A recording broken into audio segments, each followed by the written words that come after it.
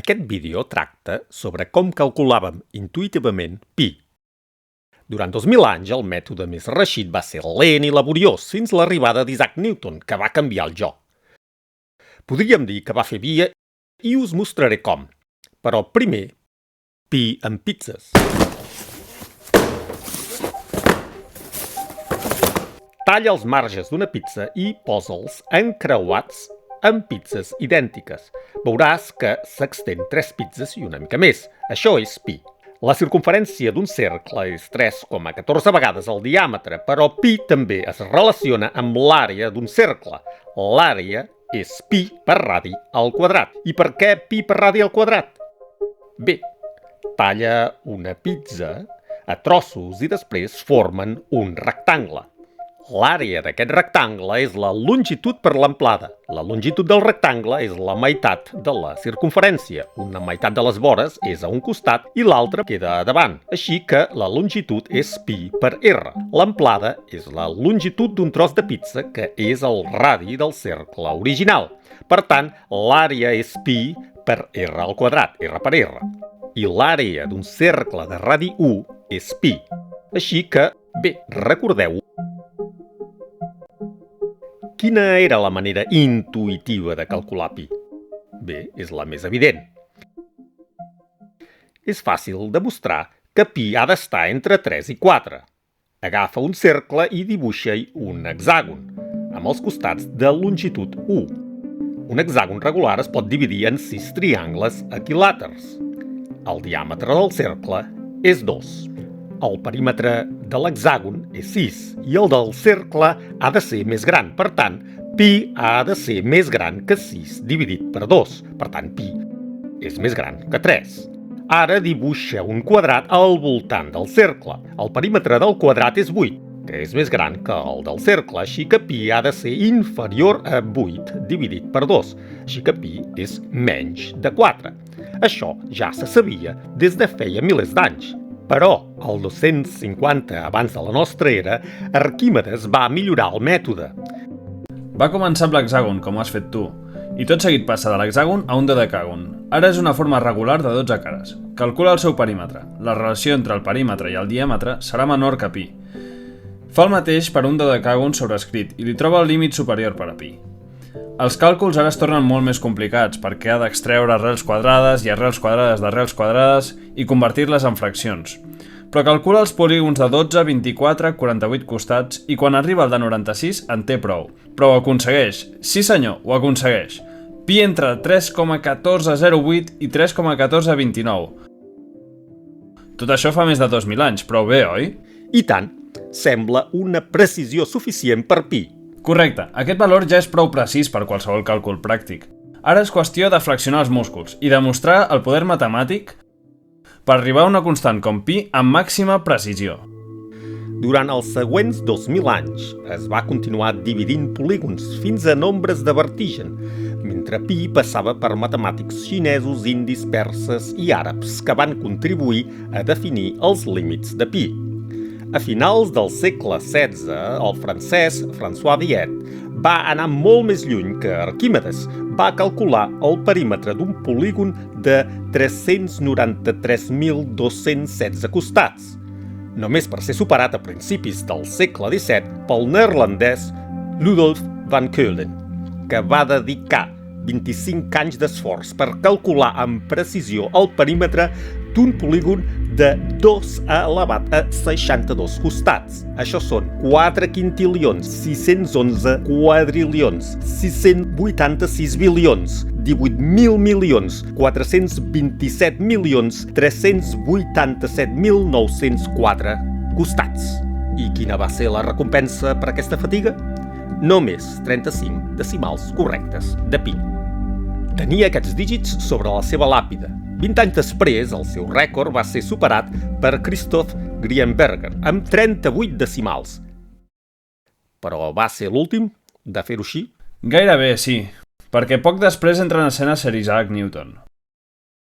Un cop Newton introdueix el seu mètode, ningú ja no dividirà polígons mai més.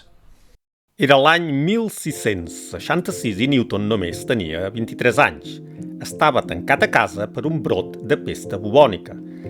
Newton jugava amb expressions simples, com 1 més x tot al quadrat. Si el multipliques obtens 1 més 2x més x al quadrat.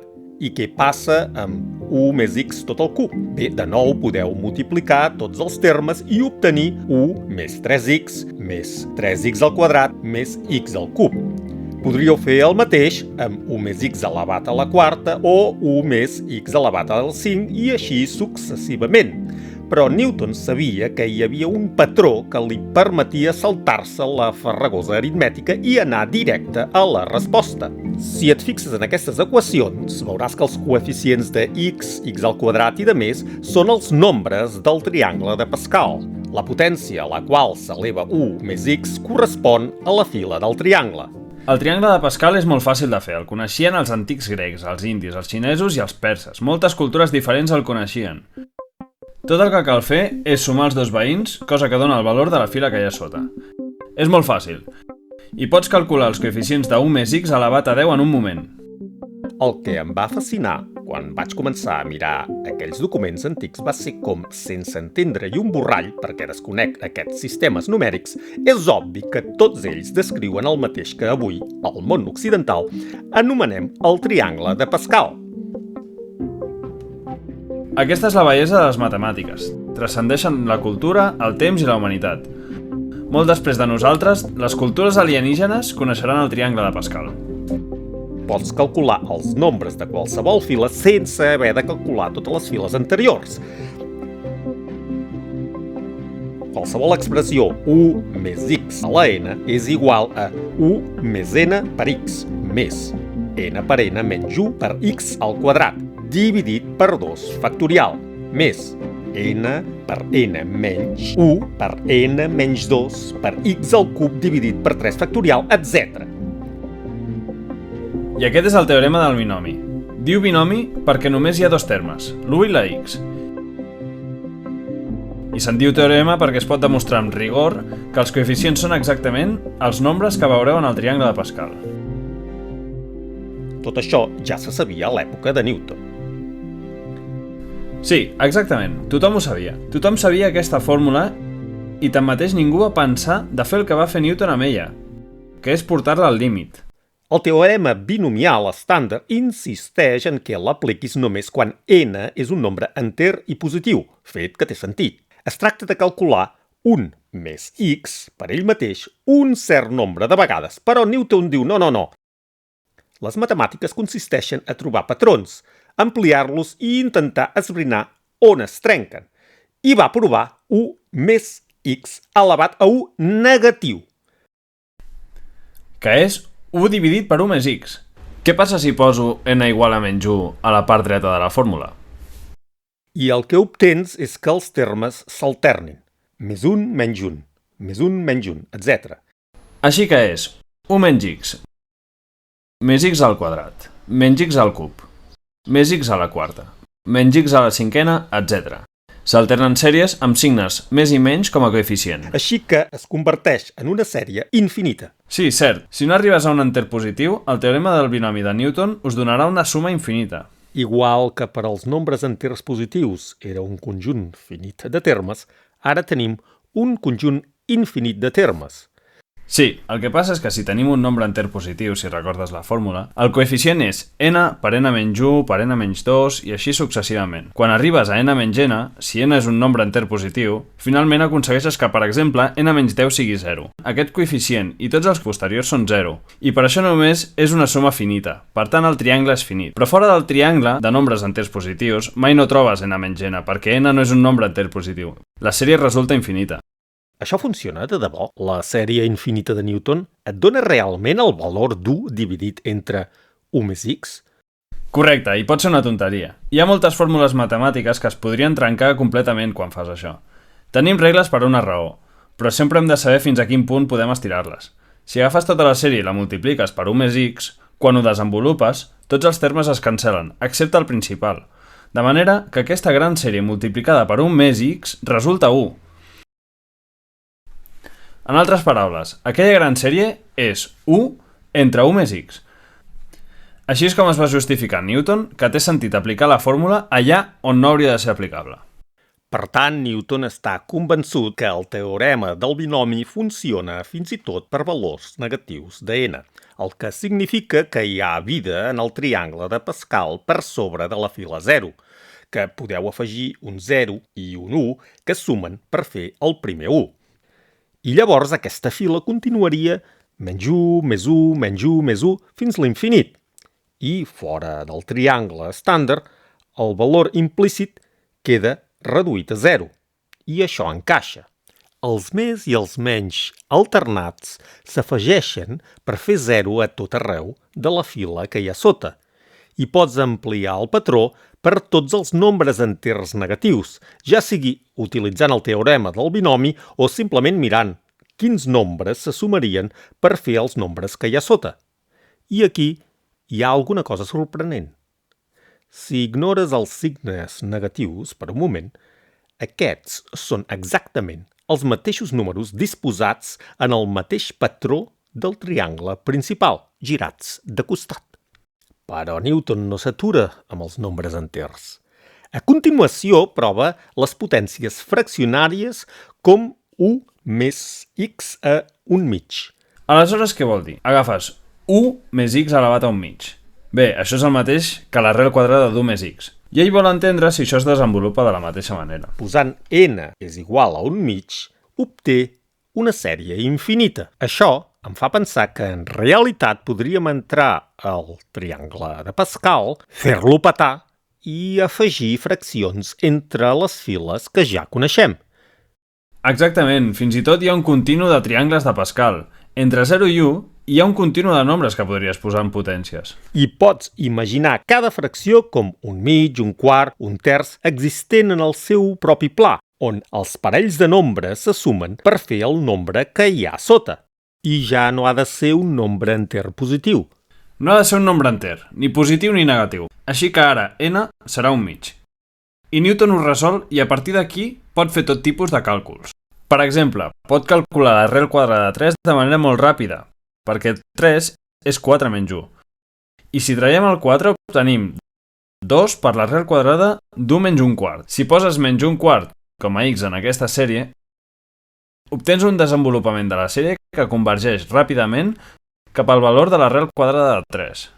Newton està especialment interessat en n és igual a 1 mig perquè l'equació d'un cercle unitari és x al quadrat més y al quadrat igual a 1. I si resols y, la part superior del cercle és igual a 1 menys x al quadrat d'un mig.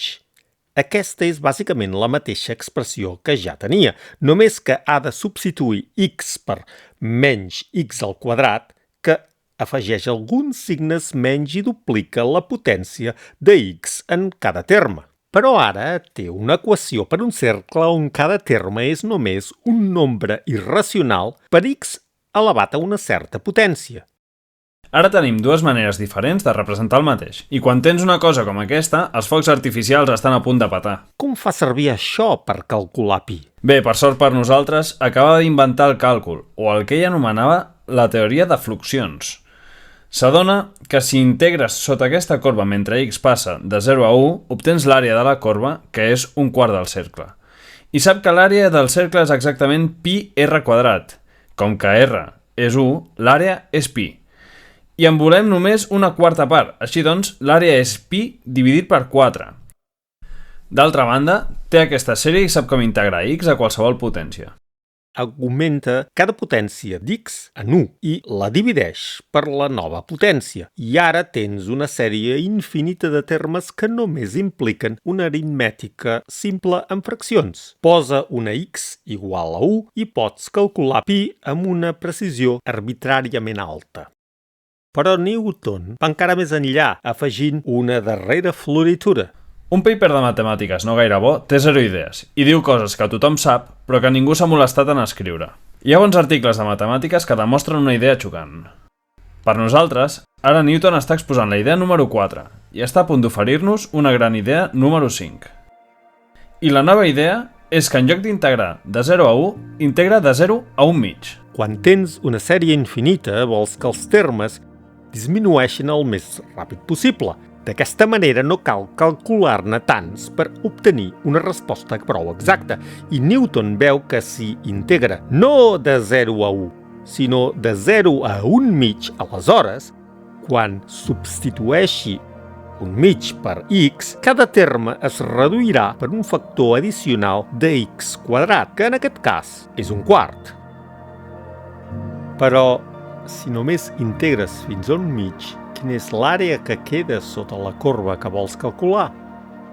Bé, aquesta part del cercle la pots dividir en un sector de 30 graus, que té una àrea de pi dividit per 12, més un triangle rectangle amb una base d'un mig i una alçada de l'arrel de 3 dividida per 2. Així que aquesta integral hauria de sortir d'aquesta expressió i, reordenant per pi, obtens el següent. Ara, si avalues només els 5 primers termes, obtens que pi és igual a 3,141, una precisió de 2 parts entre 100.000. I, per fer coincidir la potència computacional del polígon de 4 quintilions de costats de Van Keulen, només hauries de calcular els primers 50 termes de la sèrie de Newton. Ningú mai més ha dividit polígons per trobar el valor de pi. Per què? Si després d'anys de feina ve algú i et guanya en un minut.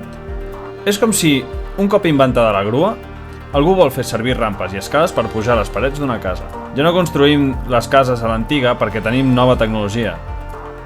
Si podem construir una casa de 100 pisos, construirem una cosa de 5 pisos que potser caigui?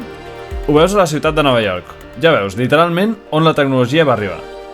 Hi ha illes d'edificis de 5 pisos, i de sobte, aquí n'hi ha un de 20 pisos, i aquí un de 30 pisos, i un d'uns 90 pisos. Per tant, es tracta de saber qui té la tecnologia. Per mi, aquesta és una història sobre com la manera intuïtiva de fer les coses no sempre és la millor, i que sovint és una bona idea jugar amb els patrons i empènyer-los més enllà dels límits on esperes que funcionin, perquè poden arribar molt lluny.